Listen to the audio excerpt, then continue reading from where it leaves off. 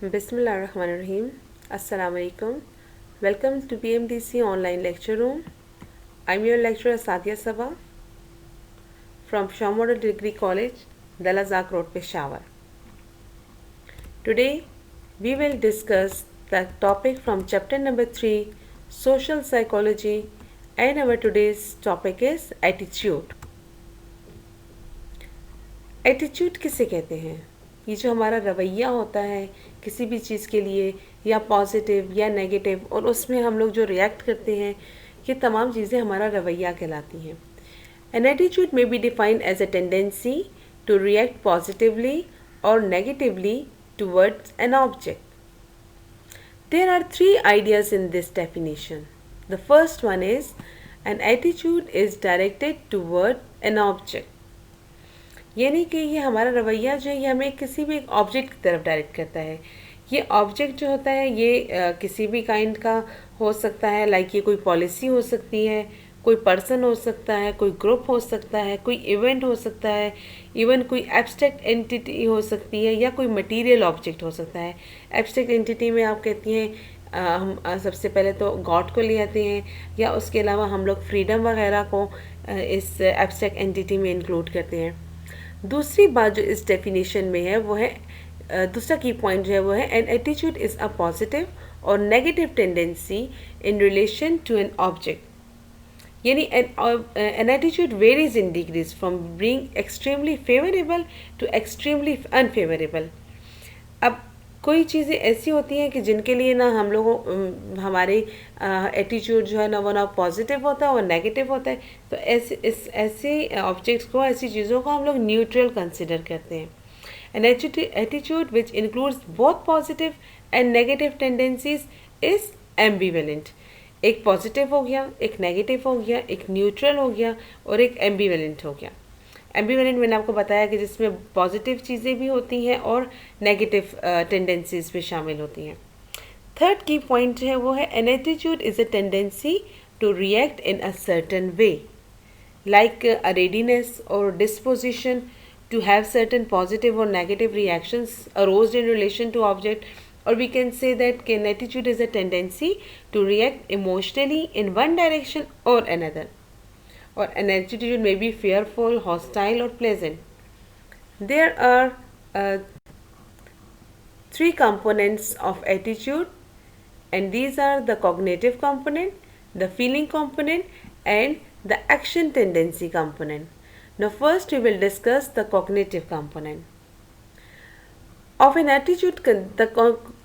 We can say that the cognitive component of an attitude consists of beliefs of the individual about the object. जैसे मिसाल के तौर पर किसी भी रिलीजन के लिए जो हमारा एटीट्यूड होता है वो उसकी अंडरस्टैंडिंग और उसकी नॉलेज के अकॉर्डिंग हमारा उस जो एटीट्यूड होगा उस रिलीजन के लिए होगा. तो ये हमारा कॉग्निटिव कंपोनेंट कहलाता है. ठीक है, जिसमें कि हमारी अपनी थिंकिंग, हमारी अपनी अंडरस्टैंडिंग, हमारी अपनी नॉलेज जो होती है वो इंक्लूडेड होती है, और उसकी बेस पे हम डिसाइड करते हैं कि हमारा इस रिलीजन के लिए हमारा क्या एटीट्यूड होना चाहिए. The next one is the feeling component of an attitude refers to the emotions connected with the object. It means that the object is felt to be pleasing or displeasing, it is liked or disliked.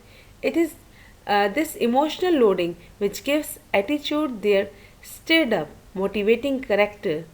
If you are a Muslim, so you like Muslims and their style of living. The next one is the action tendency component of an attitude includes all the behavioral readiness associated with the attitude.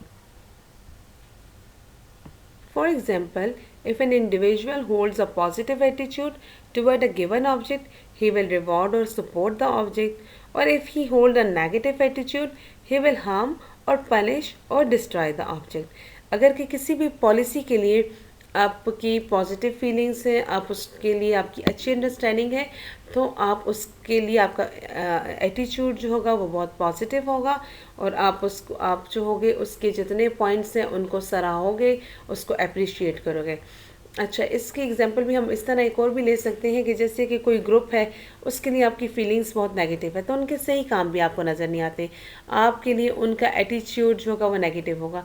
यही example आके political parties में भी हो जाती है। हर political party कुछ ना कुछ अच्छे काम ज़रूर कर रही होती है, लेकिन आप जो है आप जिस पार्टी के फेवर में है, दूसरी पार्टी की कोई चीज़ें आपको अच्छी नहीं लिखेंगी। आप जो होंगे बस उसको फ़ायदा पहुंचाने की कोशिश नहीं करे हुए, क्योंकि आपका एटीट्यूड उसके लिए जो है वो नेगेटिव होगा।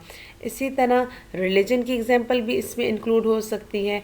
इसके अलावा किसी शख्स के रिलेटेड भी आपकी फीलिंग्स कैसी हैं, अगर कि वो पॉजिटिव है तो फिर आप जो है उसके लिए आप जो होगा वो सपोर्टिव होंगे उस ऑब्जेक्ट के लिए, और अगर के सपोर्टिव नहीं है तो फिर आप हार्मफुल होगे उसके लिए, या वो आपके लिए हार्मफुल है, आप चाहोगे कि इसको पनिश करूँ, मैं इस चीज़ को डिस्ट्रॉय कर दूँ।